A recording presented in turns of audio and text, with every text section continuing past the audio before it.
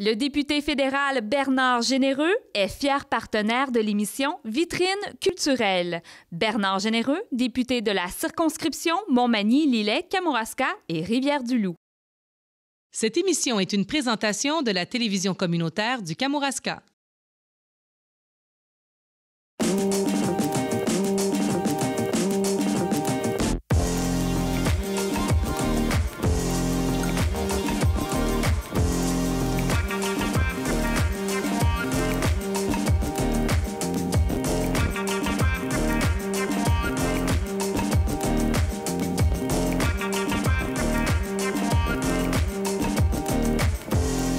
Alors, bonjour. Aujourd'hui, à l'émission Vitrine culturelle, nous recevons M. Luc Saint-Amand, directeur du Musée de l'agriculture et de l'alimentation. Alors, bonjour, M. Saint-Amand. Bonjour. Dans un premier temps, j'aimerais savoir, depuis combien de temps vous êtes directeur du musée?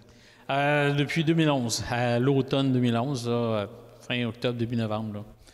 Donc, depuis ce temps, vous avez sûrement vécu de grandes transformations au musée. Alors, pouvez-vous nous en parler, s'il vous plaît? Oui, bien en fait, quand je suis arrivé au musée, il faut dire que le processus de transformation était déjà amorcé.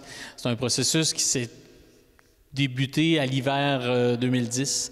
Le conseil d'administration voyait que mon prédécesseur, l'abbé Paul-André Leclerc, était avec une santé déclinante, disons, et en même temps avait conscience que tout le musée tournait autour de l'abbé Leclerc. Et donc, ils se sont dit, bon, s'il part, qu'est-ce qu'on fait? Et ils ont commencé à faire une réflexion. Ils ont été accompagnés, entre autres, par un groupe d'experts conseils, tout ça. Puis, c'est là qu'a germé l'idée de faire du musée François Pilote le musée de l'agriculture et de l'alimentation. Par la suite, ils ont refait un peu les expositions au troisième étage, donc la paroisse rurale traditionnelle. Ils ont revisité chacune des pièces pour faire un peu de ménage à l'intérieur, parce que l'abbé Leclerc avait tendance à mettre un peu trop d'objets parfois. D'accumuler. Oui, donc ils voulaient tout montrer et ça avait perdu un peu du sens originel de l'exposition. Donc, Pierre Lévesque en tête, puis certains autres bénévoles sont attablés et ont commencé à travailler pour redonner un peu de lustre à cette exposition-là. C'est à partir de là qu'a commencé aussi le processus d'avoir des nouvelles expositions temporaires à chaque saison estivale. Donc, il y a eu en taux de table en fête, Cécile Lemieux. Ça, c'est tous des projets avant que j'arrive. Puis, dans le fond, mon arrivée a permis, de donner un peu de souffle aux bénévoles qui commençaient à être essoufflés. Parce qu'il faut dire que pendant ce temps-là, il y avait eu aussi un processus de mise aux normes du bâtiment, donc un gros projet également d'1,5 million. Et là, ben, on a enclenché vraiment la transformation du musée. À partir de là, on a révisité la mission du musée. On s'est doté d'un plan stratégique également. On a commencé à retravailler les espaces de réserve. On a amorcé une réflexion sur le futur de l'institution, le lieu où on pourrait loger le musée. Est-ce que ce serait là, ailleurs? Finalement, on s'est entendu, ça serait mieux ailleurs. En même temps, on a d'autres projets à faire ou processus à suivre là, pour pouvoir se rendre jusqu'à cet éventuel déménagement-là dans quelque chose comme 6 à 8 ans d'ici. On a amorcé un travail de production d'expositions itinérantes pour nos expositions temporaires, pour les présenter à l'extérieur de nos murs. On va en parler d'une tout à l'heure. Donc, on a présenté également ou accueilli Ivry Art Actuel, qui a présenté des expositions jusqu'à l'année dernière là, dans nos murs. Donc, on a fait beaucoup d'actions. On a essayé d'augmenter aussi le nombre d'activités culturelles, que ce soit des animations pour les jeunes, que ce soit des conférences, que ce soit des sorties découvertes aussi, pour permettre aux gens d'explorer ou de découvrir différentes façons de l'agriculture et de l'alimentation là, au Québec. Dans cette transformation de contenu, est-ce que le contenant a eu besoin de transformation et d'amélioration aussi? En fait, il y aurait besoin d'eux. OK. On a un projet actuellement qui a été déposé au ministère de la Culture et des Communications, dont on attend une réponse, où on voudrait refaire tout le premier étage, donc pas l'étage où on rentre, l'étage en dessous, pour renouveler notre exposition permanente, puis en même temps mettre aux normes certains éléments, notamment l'éclairage. On a amorcé quand même quelques petits éléments, mais c'est sûr que on est dans un bâtiment qui est un ancien couvent, donc ça n'a pas été conçu pour être un musée. Évidemment, il y a des contraintes, mais en même temps, on peut tenter de trouver des façons pour faire en sorte que ces contraintes-là soient des éléments positifs. Un exemple, l'exposition de Bouche à oreille des histoires à dévorer qui était sur les contes qu'on a accueilli pendant 2 ans, où c'était un genre de labyrinthe que les gens, bon, ça se prêtait très bien justement à ces lieux-là, c'est ça. Donc, il faut essayer de trouver des façons un peu comme ça de maximiser le plus possible ce bâtiment et ses contraintes. Justement, à travers vos 4 expositions permanentes, parce que je crois que vous avez 4 expositions permanentes à l'intérieur de l'édifice, vous travaillez fort à chaque saison, justement, pour monter des expositions temporaires.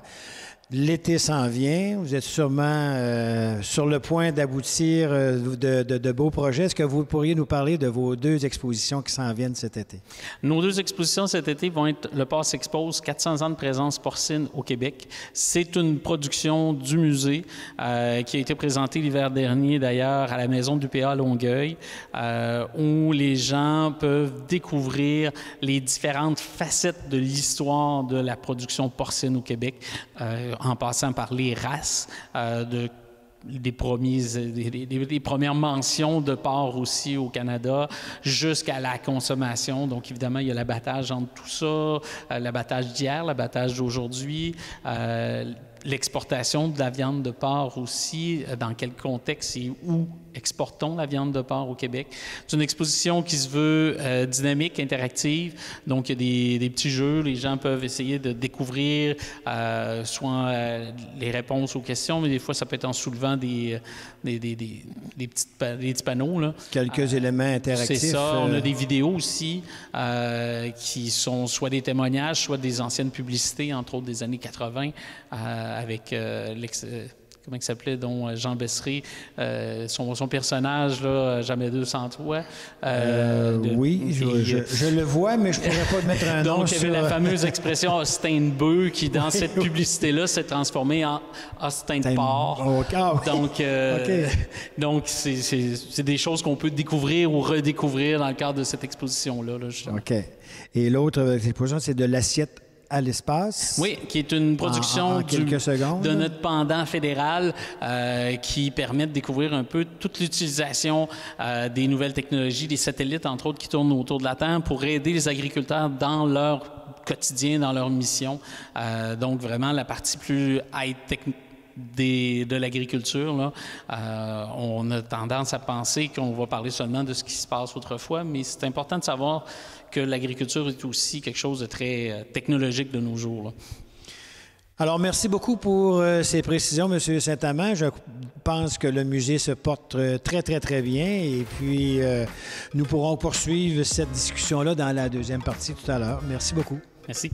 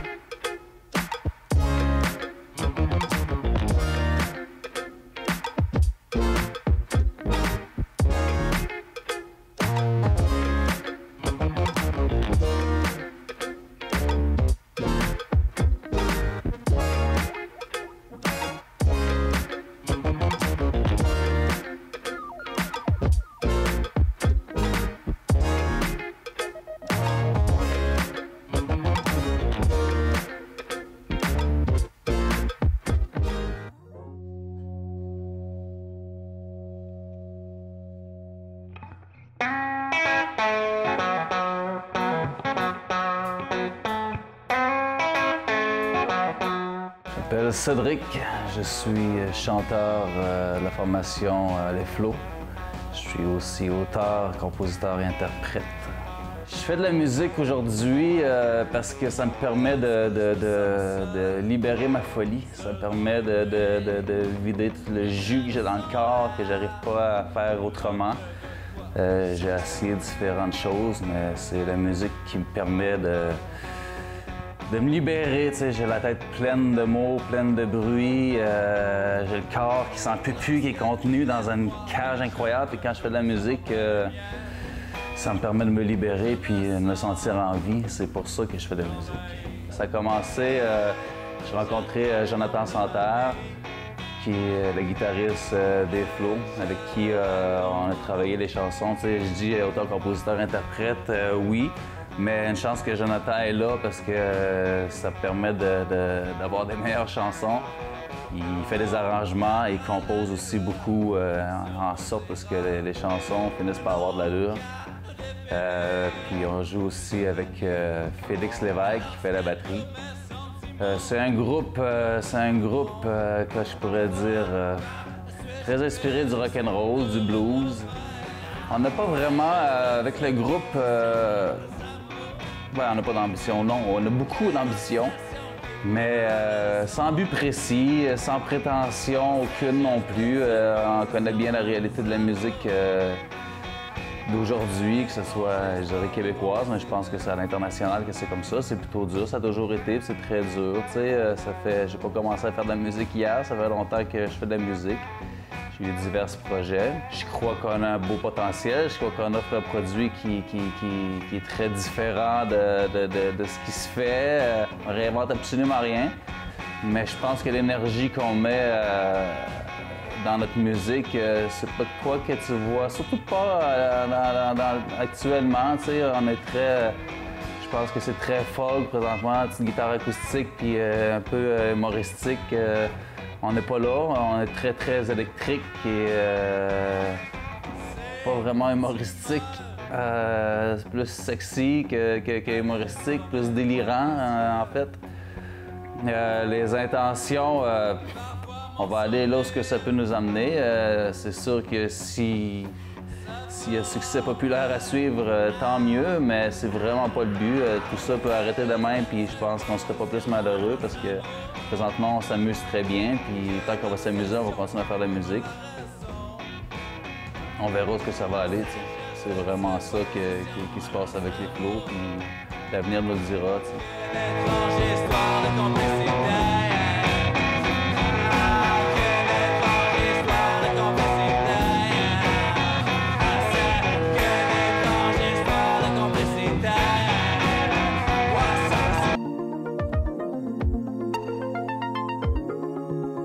Alors, bonjour, M. Saint-Amand. On a terminé notre première partie en disant que votre musée était sur une voie positive. Un musée, ça ne vit pas seulement, je pense, de subventions.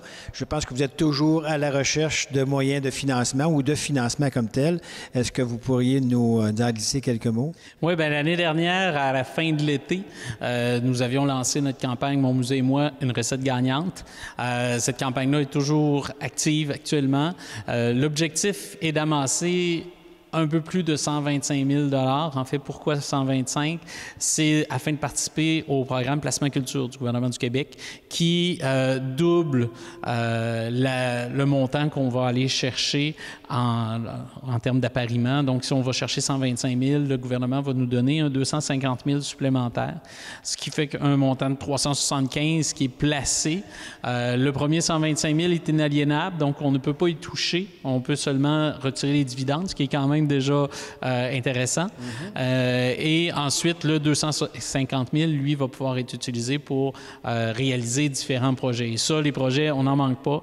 Le musée doit poursuivre le renouvellement de ces réserves, notamment, donc pour conserver ce patrimoine-là qui nous a été confié. On a des projets d'exposition, un peu comme le port s'expose dont on parlait tout à l'heure, qu'on veut mettre en place. Ça peut être également des projets au niveau de l'action culturelle ou des activités pour rendre encore plus dynamique, vivant notre lieu, pour que la population se l'approprie. Et pour s'approprier, justement, un des deux volets de la campagne vise à accroître le nombre de membres du musée.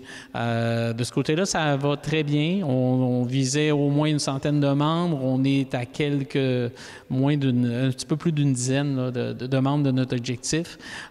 Mais donc, il reste encore de la place. Et tant qu'il va y avoir des gens intéressés à s'intégrer dans la dynamique du musée, ils vont être les bienvenus, évidemment. Du côté de la campagne financement, proprement dit, il reste encore du travail à faire, mais on a quand même plusieurs dizaines de milliers de dollars déjà d'amassés. Maintenant, on doit approcher du côté notamment des entreprises. Comment on fait pour contribuer, participer? Ça peut être en communiquant directement avec le musée pour voir justement du côté de membership les possibilités. Ça peut être pour devenir membre pour 1 an ou même pour 3 ans, que ce soit individuel, famille, étudiant ou entreprise. Donc, il y a plusieurs variétés possibles. C'est ça. Sur votre site, on voit bien que vous avez environ 7 modes de possibilités, 7 possibilités dans lesquelles les gens peuvent souscrire dans votre campagne, autant individuelle qu'à faire. Hein? C'est ça. Oui, et du côté des dons aussi, ce qui peut être important de mentionner, c'est que tout don est éligible à un reçu d'impôt aussi pour fin de charité. Donc, ça, c'est produit pour chaque personne. OK. Donc, bien sûr, si du côté financement, la campagne va bien, c'est pour assurer vos permanentes, vos expositions permanentes, mais aussi vous continuez toujours à créer. On parlait tout à l'heure de vos expositions pour l'été, qu'on peut rappeler le titre de ces 2 expositions-là. Oui, le Port s'expose, 400 ans de présence au Québec et de l'espace à l'assiette. De l'espace à l'assiette. Qui, elle, nous vient du Musée canadien de l'agriculture et de l'alimentation. Là. Vous avez déjà commencé à travailler sur l'automne. Nous, je crois que l'été n'est pas encore tout à fait arrivé, mais vous avez déjà travaillé, vous, sur l'automne pour 2 expositions encore. La première, c'est de l'étable au musée. Tantôt, nous avions vu jusqu'à l'assiette. Maintenant, c'est de l'étable au musée. Et le deuxième, c'est la pêche à l'anguille, un patrimoine identitaire. Donc, de l'étable au musée, c'est une exposition du musée de Charlevoix, donc de l'autre côté du fleuve, à laquelle nous avons collaboré l'année dernière. Donc, c'est une exposition qui va devenir itinérante, mais qui était présentée à la base par le musée de Charlevoix et qui permet de voir les multiples facettes des bovins au Québec. Donc, autant dans la culture populaire, parce qu'il y a de l'art populaire aussi intégré à l'exposition, que la vache elle-même, les races de vaches qu'on retrouve au Québec, à quoi est-ce qu'elles servent, parce que certaines sont davantage pour la viande, d'autres pour la production laitière.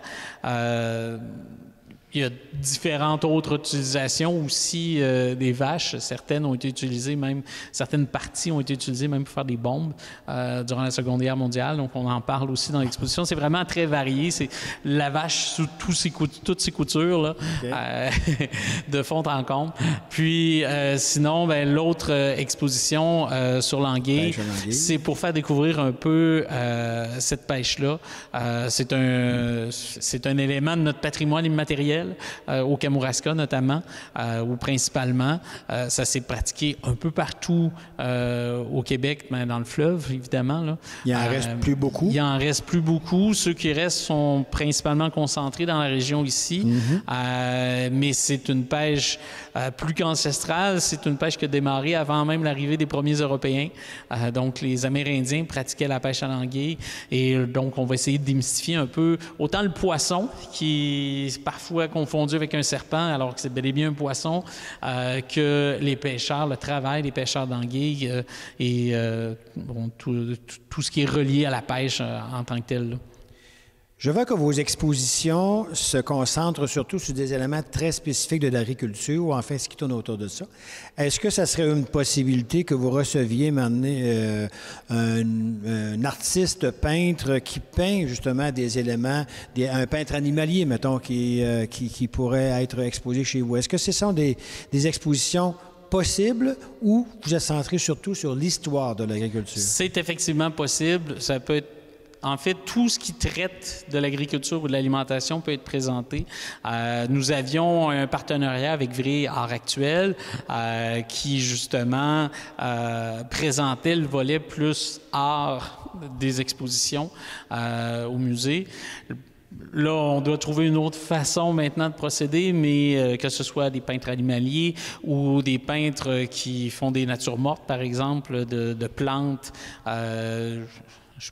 On est dans un état embryonnaire actuellement, mais on a un projet en ce sens-là actuellement, justement, qui commence à prendre forme.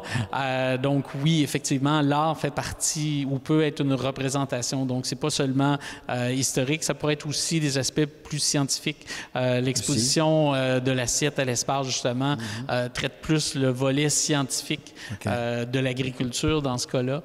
Mais donc on est vraiment dans une perspective générale de notre thématique agriculture et alimentation. Là. En terminant, si on fait juste un résumé, vos deux expositions de l'été vont commencer quand et finir quand, et celle de l'automne aussi? Mi-juin dans le cas du port jusqu'au début janvier 2018. Pour ce qui est de l'assiette à l'espace, du 30 juin jusqu'à la fin septembre, le 25, je crois, de mémoire. Et les autres vont commencer progressivement là, à l'automne, de la fin septembre dans le cas de l'étable au musée, puis début novembre pour la pêche en anguille. Bien, je vous remercie énormément. Ce fut très agréable et on vous souhaite bien sûr une excellente saison au Musée de l'agriculture et de l'alimentation à la Pocatière. Merci beaucoup, M. Saint-Amand.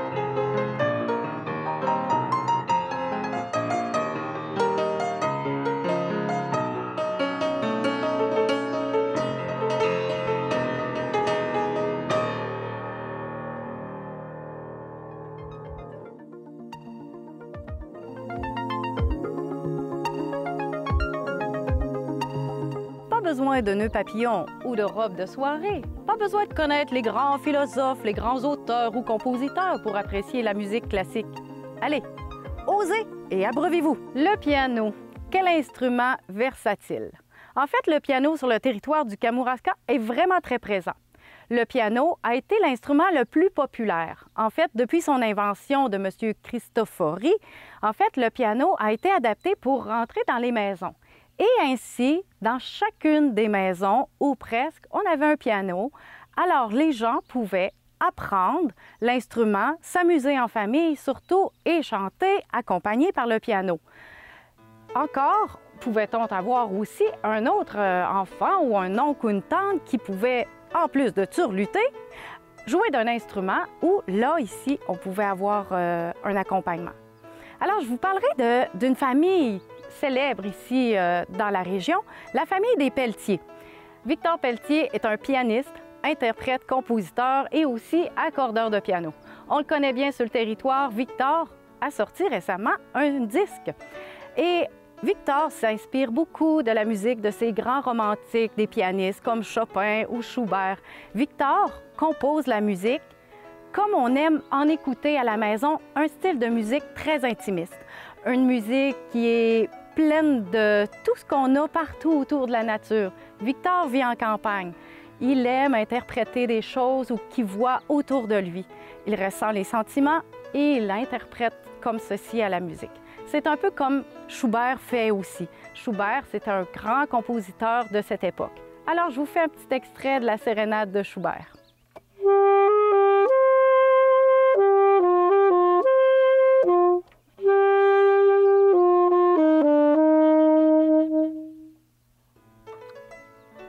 Un tout petit extrait, question de vous mettre l'eau à la bouche. Pour les soirées intimes où vous écouterez du piano, en fait, on vous propose un autre petit drink. Alors, voici un peu de whisky,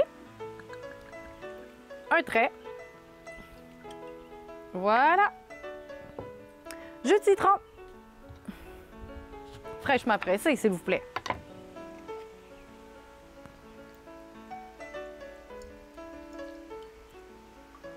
Voilà.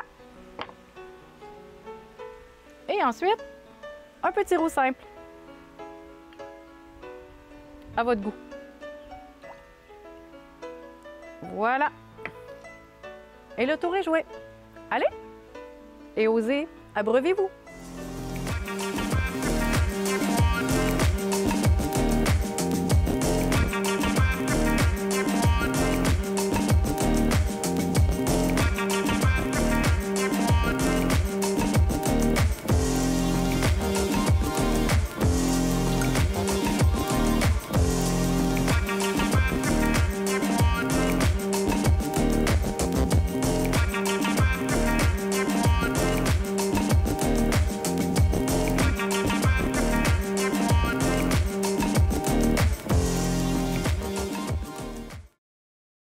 Cette émission était une présentation de la télévision communautaire du Kamouraska.